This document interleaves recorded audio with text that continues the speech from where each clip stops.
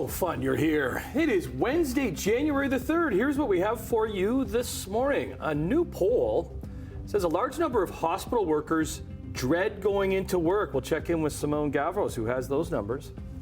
One person's in hospital after a robbery at an Oakville pharmacy. Busy night on the ice. All Canadian teams in action, including the Leafers, who were big winners in Los Angeles.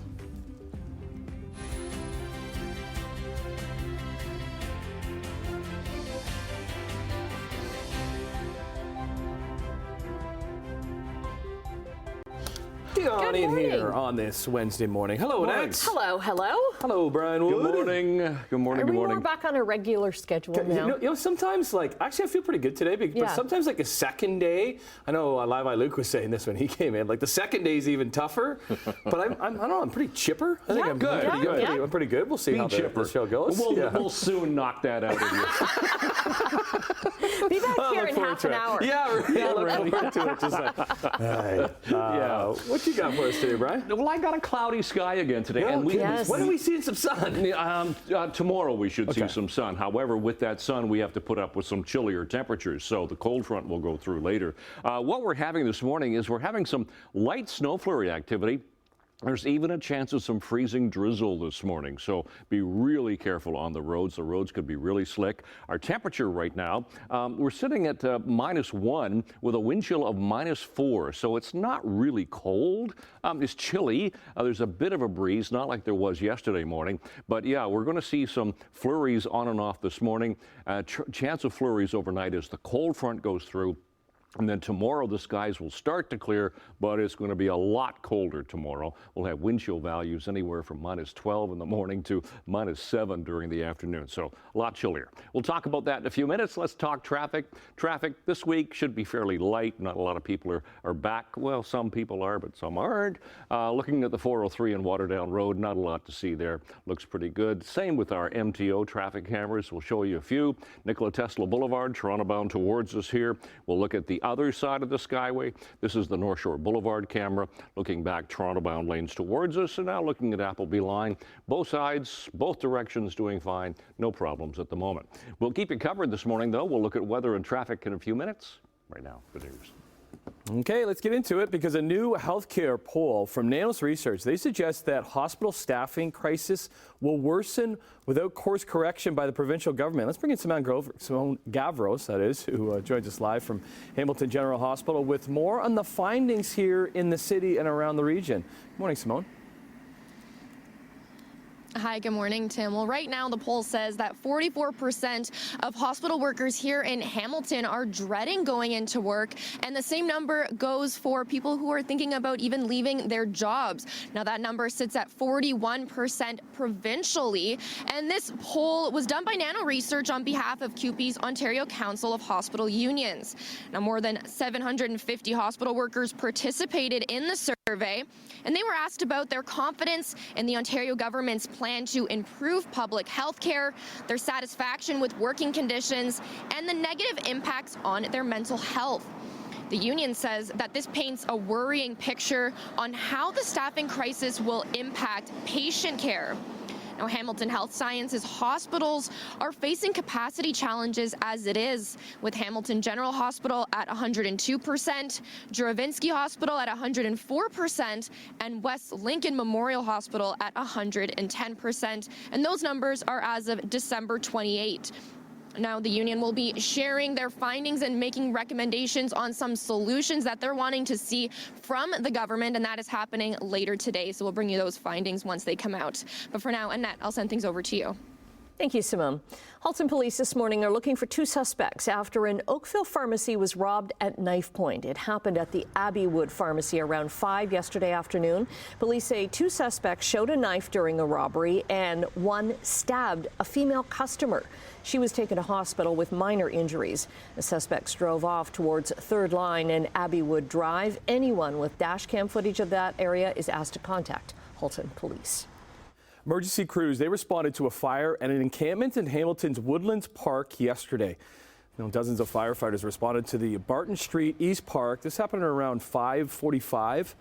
in the afternoon. The fire chief says it's suspected that flames started at the encampment and then spread to the nearby bathroom building. He says 2 people were pulled out from the structure but were not seriously injured. And the roof of the structure collapsed as firefighters battled this blaze. There's an estimated $500,000 worth of damage.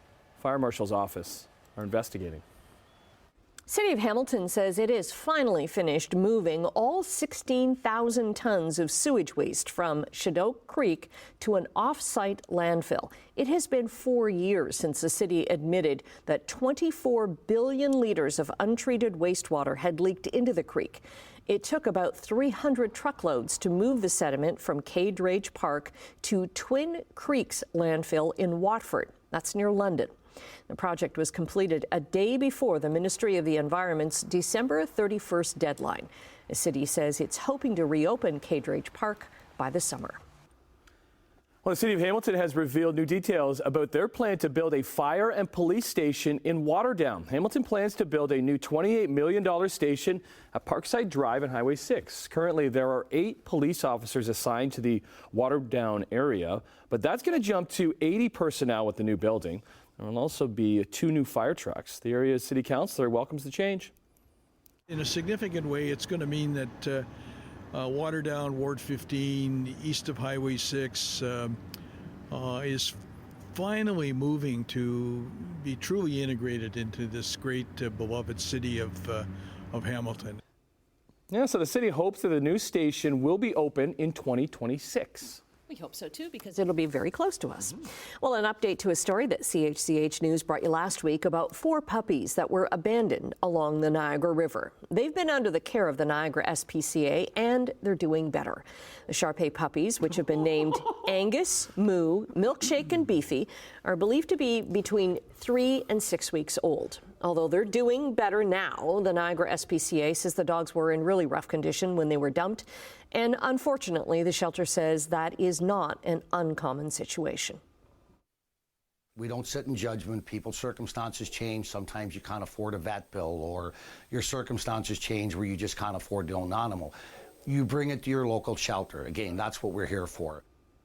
Anyone with information about the abandoned puppies is asked to contact Niagara Parks Police.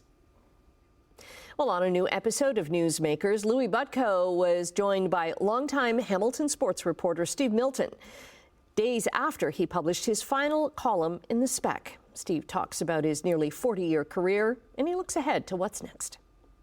This happened really back in June when I did take a buyout, and then, of course, the buyout was reneged on. So I had already made up my mind to leave The Spectator. And it reminds me a little bit when you see people making movie tours, like, okay, there's a movie out now. Well, that person's already working. That actor is already working on another movie because they made this one a year ago.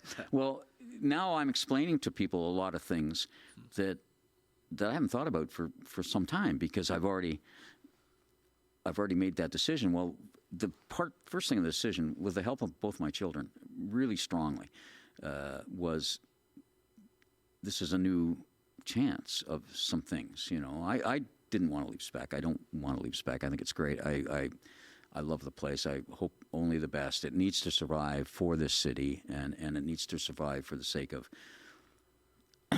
democracy on smaller scale in the city, as the Mountain papers did, as you pointed out, the Niagara papers. Those are all really important to me. But I'll land somewhere. The problem is, I'm not sure what. I need to write. You can hear the full conversation wherever you find your favorite podcasts, or go to chch.com/podcasts.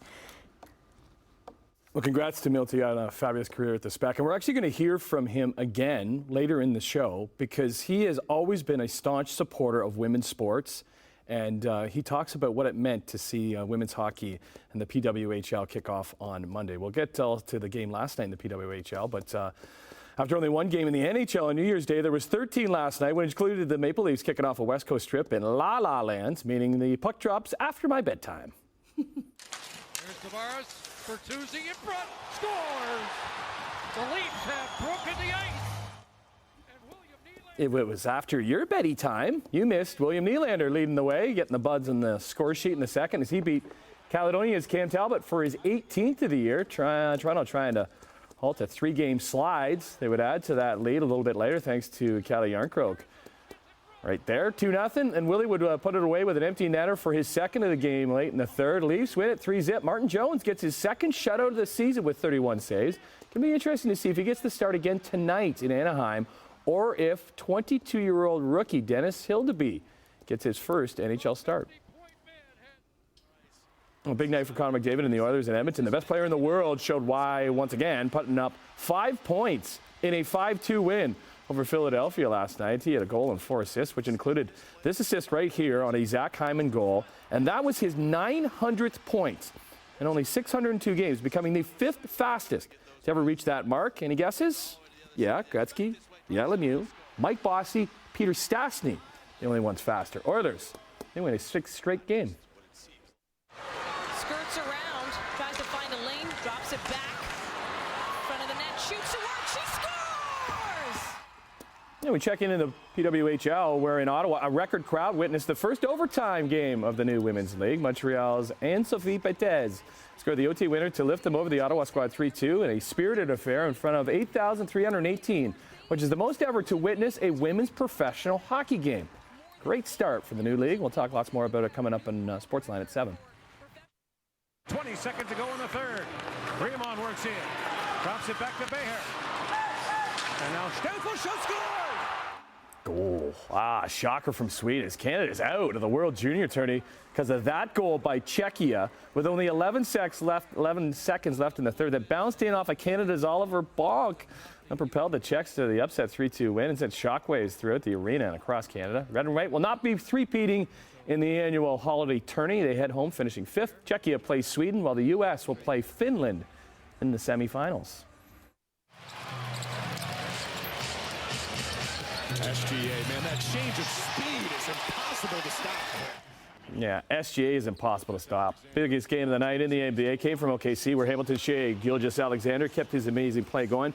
The Thunder hosted the best team in the league in the Boston Celtics. SGA would drop 36 points and leading his squad to a 5th straight win and showing why the Thunder are a team to be taken seriously. They beat the Celtics 123-127 to snap their 6-game winning streak.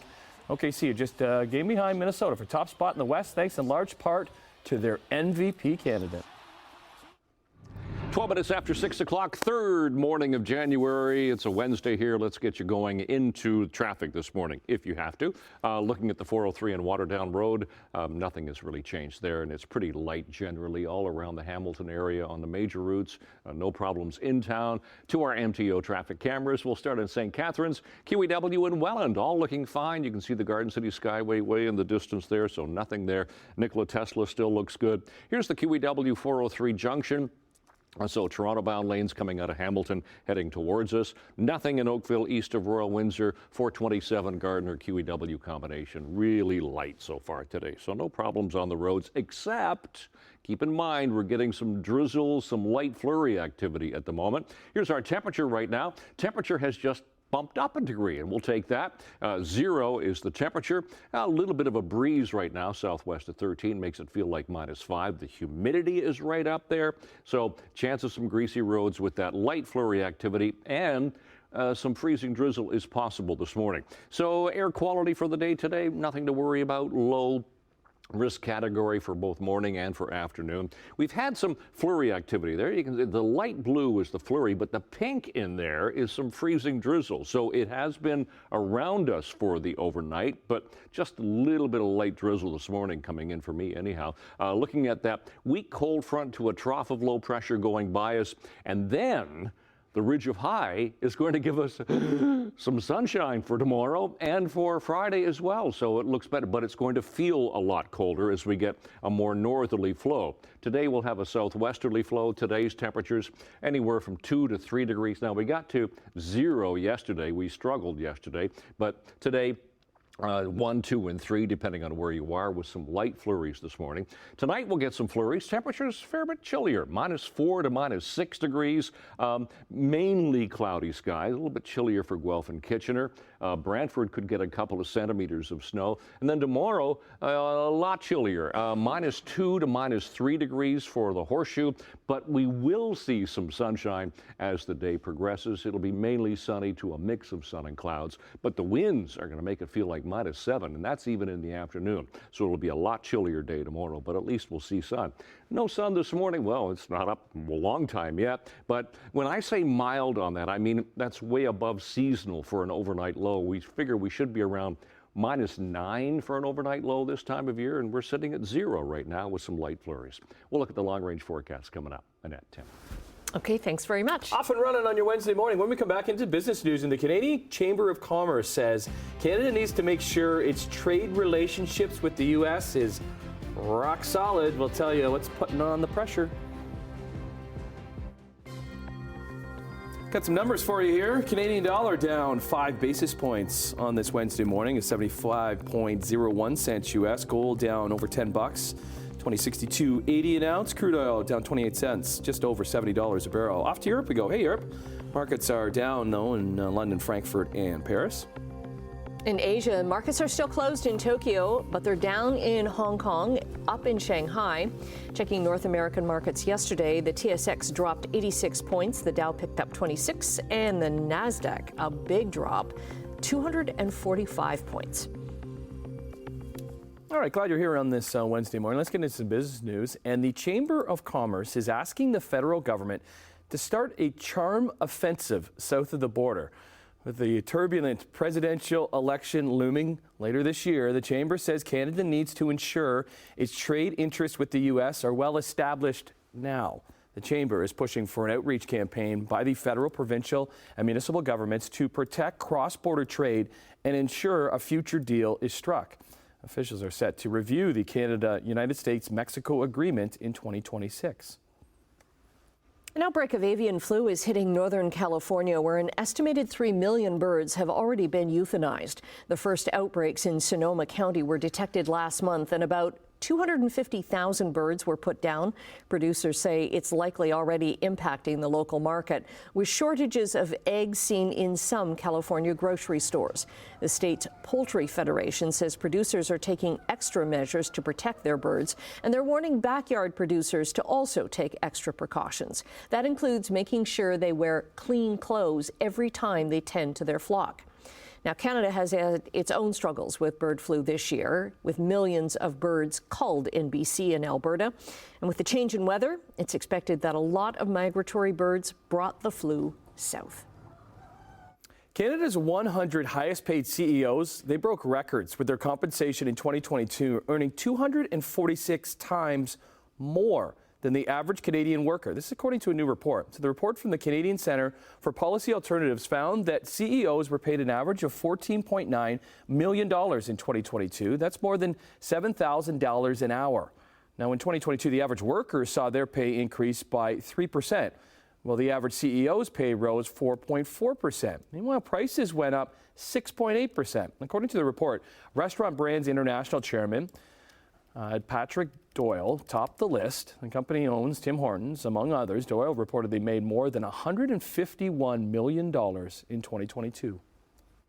More Americans are canceling their streaming services. That's forced companies like Hulu and Netflix to bundle their products, offer discounts, or run ads to stay profitable. About 25% of U.S. subscribers have canceled at least 3 of the most popular streaming services over the past couple of years. That's up from 15% 2 years ago. New research shows customer defections rose to 6.3% in November, a jump of 1.2% from November of 2022. I just got an email in my inbox yesterday about my Prime membership and seeing if I wanted to upgrade, because if you're watching Prime, there's going to be ads going to be starting to add, but you can upgrade and not have those ads there. And you got to pay a little bit more. Okay, taking a break. We'll check in with Brian. Look at your 7-day forecast. We're getting some sun. Yes, it's true. Really? Not today. Not today. Okay, brand new day. Let's get into it. 6:24 is the time, and we'll start with traffic first of all, and really no problems to tell you about at the moment. Still moving nicely. QEW Mountain Road going between Niagara Falls and St. Catharines, nothing there. Getting a little bit busier here. Last time we checked this, about 25 minutes ago, it was a little lighter, but now it's getting busy at the North Shore Boulevard camera. Appleby Line looks good. No problems at Mississauga Road. West of Mississauga Road on the 403 going through Mississauga. As you can see, it's really light at the moment. Just wanted to mention that yesterday we talked about the closure of the Burlington Canal Lift Bridge. We got the news release sent to us, so we mentioned it, and of course, they decided to change their mind, and they didn't close it yesterday. So we'll be thinking about that and getting some more details coming up. All right, let's go to our temperatures. We can confirm that our temperatures right now, 0 for Hamilton, Grimsby, and Mississauga, 2 for Toronto. Factor in the wind. It feels like about -4 to -5. Now, I said mild earlier to start the morning here. That's because our seasonal overnight low, where we figure we should be this time of the day, -9. So 0's not bad. -2 for the daytime high. We're looking at maybe some mixing precipitation this morning and then fairly cloudy. Those are our sun times and our records for today. Today, +2. There's that chance of some flurries, some freezing drizzle this morning. Cloudy skies throughout the day. Tonight down to -5. It'll be cloudy with flurries. Tomorrow we'll start to see some clearing. So look, we're going to get a bit of sunshine for a change tomorrow, but it will be chilly. -3 the high, wind chill -7. Sunny and -1 Friday. Fairly cloudy for the weekend, -2 and -1, and then back to a bit of sunshine for Monday. It's forecast. Annette, Tim. Okay, here's your chance to win $100 in Lotto 649 with Encore lottery tickets with the new Lotto 649. So tonight's gold ball jackpot worth $22 million, or the guaranteed prize of $1 million, plus the classic jackpot of $5 million. Find your possible to enter. Head to our giveaway page at chch.com/lotto649. This is a pretty cool story. Researchers are developing a new way to screen for breast cancer, and it just uses your fingerprint. Okay, so fingerprints contain sweat, and a new system has been devised to measure the atomic weight of particles and molecules to identify them. A professor at Sheffield Hallam University in the UK says it was her work in forensics that led to the discovery. While looking for new ways to profile criminal suspects, Simona Francesi realized the technology could also help identify certain cancer markers. The hope is that a simple, non-invasive fingerprint test could one day replace mammograms. It's a lot less painful. I would think so. Yeah. Yes, and this is where all this is very cool. Then you're getting also AI involved in this, in mammograms too. Sometimes if somebody misses, they can find it. So technology. Interesting. Technology and stuff. We'll have some more stuff coming up on your Wednesday morning if you're just getting home perhaps from work or just getting up. Whatever you're doing. So glad you're here.